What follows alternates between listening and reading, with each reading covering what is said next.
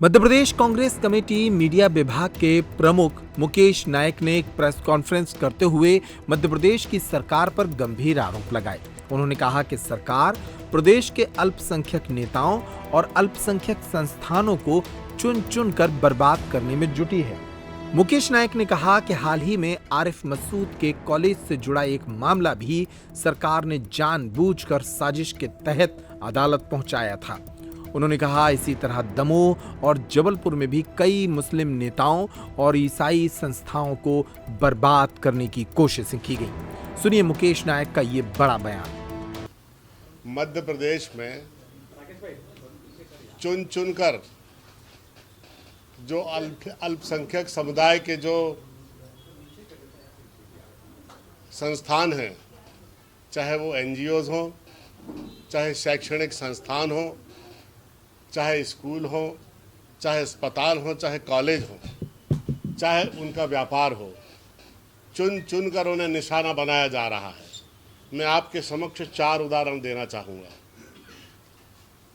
आरिफ मसूद का जो प्रियदर्शनी महाविद्यालय जब शुरू हुआ था तो मैंने स्वयं ये आदेश दिए थे कि चल और अचल संपत्ति और सारे नियम शिथिल करते हुए इन्हें कॉलेज की अनुमति दी जाती है। बाद में सरकार में जब बीजेपी की सरकार आई तो वो दस्तावेज कहाँ चले गए जो मैंने आदेश दिए थे, आज तक पता नहीं है। और उसके बाद इनसे कहा गया कि आप जो नियम है, जो दस्तावेज जमा करना पड़ते हैं चल और अचल संपत्ति के, जो एफडी, जो अचल संपत्ति प्रॉपर्टी के जो जमा करना पड़ते हैं वो जमा करिए। मैंने 25 कॉलेजों को, जिनके पास भवन नहीं था, जिनके पास ज़मीनें नहीं थी, जिनके पास एफडी के पैसे नहीं थे, लेकिन उनको मैंने सारे नियम शिथिल करते हुए महाविद्यालय दिए थे मध्य प्रदेश में। और उसका उद्देश्य ये था कि जिनके पास ज़मीन है, दुकान है, पैसे हैं, क्या वो भर बड़े आदमी बनेंगे? दूसरे लोगों का अधिकार नहीं है क्या आगे बढ़ने का? जो बुद्धिमान हैं, जो काम कर सकते हैं, या जो उत्साही हैं, नौजवान हैं।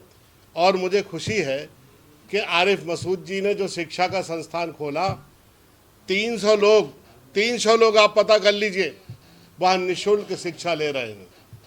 कोई फीस नहीं लेते, वो गरीब बच्चों को पढ़ाते हैं, शिक्षा देते हैं। लेकिन उनका दुर्भाग्य ये है कि वो अल्पसंख्यक है, उन्हें निशाना बनाया और उनका कॉलेज समाप्त कर दिया आरोप लगा के। एक अस्पताल है मिशन अस्पताल दमोह। आपसे मेरा निवेदन है, मध्य प्रदेश का कोई भी सम्मानित जर्नलिस्ट, हमारा पत्रकार बंधु दमोह में जाकर लोगों से पूछ ले कि मिशन अस्पताल गरीबों को जीवन देने वाला अस्पताल था। कोविड में जब चिकित्सा सुविधाओं की जरूरत पड़ी तो उस अस्पताल ने सैकड़ों लोगों को जीवन दान दिया और बचाया। और आपको जानकर हैरानी होगी कि सबसे कम कैजुअलिटी मध्य प्रदेश में और उस मिशन अस्पताल में हुई, और निःशुल्क इलाज हुआ। लोगों से पैसे नहीं दिए, जो नहीं दे सकते थे पैसे उनसे नहीं लिए। उस अस्पताल को, चूंकि वो मीडिया इंडिया सर्विसेज से संबंधित था, वो अस्पताल को झूठे आरोप लगा के, मैं उसके पूरे डिटेल आपको जल्दी आपके समक्ष रखने वाला हूं कि किस तरह के षड्यंत्र का शिकार पढ़े लिखे और बुद्धिमान आदमी होते हैं। मीडिया इंडिया सर्विसेज का एक अनाथालय था, मैंने स्वयं उसमें विजिट किया है।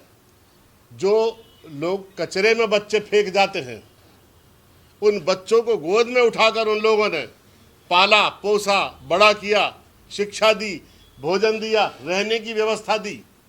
उसको इन्होंने समाप्त कर दिया। उस स्टेज पर समाप्त किया जब उन बच्चों को, वहाँ रहने वाले बच्चों को सबसे ज़्यादा ज़रूरत थी आगे बढ़ने की। किसी को किसी अनाथालय में भेज दिया, किसी को किसी संस्था में भेज दिया, जहाँ 12-12, 15-15 साल से वो बच्चे रह रहे थे, वहाँ जिनके माता पिता नहीं थे, जिन्हें लोग कचरे में फेंक गए थे, जिनका कोई नहीं था, उनको फिर दूसरी संस्थाओं में भेजना पड़ा। तीसरा उदाहरण है गंगा जमुना संस्थान का दमोह का। एक बहुत ही निहायत शरीफ और पूरे शहर में चाहे हिंदू हो चाहे मुसलमान हो सबके बीच में जनप्रिय प्रतिष्ठा प्राप्त विशेष व्यक्ति जलील बड्डे के नाम से वो जाने जाते हैं दमोह में। उनके स्कूल को समाप्त कर दिया गया, मटिया मैट कर दिया गया, पूरे परिवार पर मुकदमे डाल दिए गए, उनके व्यापार को ख़त्म कर दिया गया। और इतना मेहनतकश परिवार जो किसी राजनीति में नहीं था, किसी लेन देन में नहीं था, अपने काम से काम रखने वाला परिवार था, उस परिवार की यश कीर्ति और प्रतिष्ठा को, उसके धन को, उसके व्यापार को, उसकी सामाजिक वैल्यू को पूरा ख़त्म करके मटिया मैट कर दिया। एक और उदाहरण है जबलपुर के रज्जाक खान। उनका एक स्कूल है जबलपुर में और उनका माइनिंग का बड़ा व्यापार है, मार्बल का। उनकी उम्र 72 साल है। 3 साल से रज्जाक खान बेकसूर होते हुए भी मैं दावा करता हूं कि वो आदमी बेकसूर है, पूरा पब्लिकली और कैमरे के सामने झूठे मुकदमे डालकर, बंदूकें पकड़ी छापा मार के घर से, सबके लाइसेंस थे, कहा कि ये बिना लाइसेंस की बंदूकें हैं और उनको एनएसए में जेल में बंद कर दिया। कोर्ट ने एनएसए खत्म की, 2 बार खत्म की और जैसे ही जमानत होती है 2 दिन पहले उन्हें पता लग जाता है और मुकदमे, छोटे मोटे मुकदमे लादकर फिर से जेल भेज दिया जाता है। बाकी आदमी 3 साल से जेल में था और है, और जबलपुर जेल से ट्रांसफ़र करके उन्हें भोपाल जेल में डाल दिया गया। किसी से मिलने नहीं देते, किसी से बात करने नहीं देते। उनकी पत्नी को कैंसर है।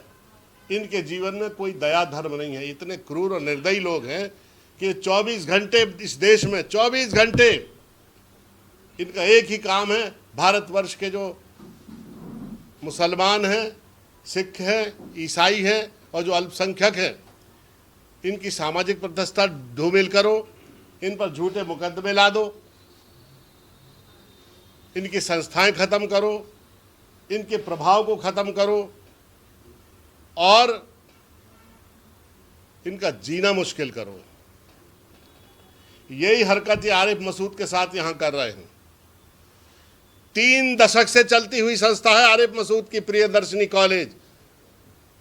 3 दशक से भी ज्यादा। पूरी संस्था को खत्म कर दो आप। एक व्यक्ति को आप हरा नहीं पा रहे, एक व्यक्ति से राजनीतिक रूप से आप निपट नहीं पा रहे, आप उनकी राजनीति खत्म कर दो, उनके व्यापार खत्म कर दो, उनकी 30, 35, 40 साल से चलती हुई संस्थाओं को खत्म कर दो। ये कहाँ का न्याय है बताइए आप लोग। एक नियम धर्म को शासन में होता है, शासन को यह अधिकार है कि एफडी के, चल और अचल संपत्ति के अगर शासन चाहे तो सारे नियम शिथिल कर सकता है और संस्था को बचा सकता है। नियम इसलिए बने हैं ना कि लोगों को सुविधा मिले, लेकिन इनको कोई भी नियम धर्म नहीं है। सीधा प्रहार करो,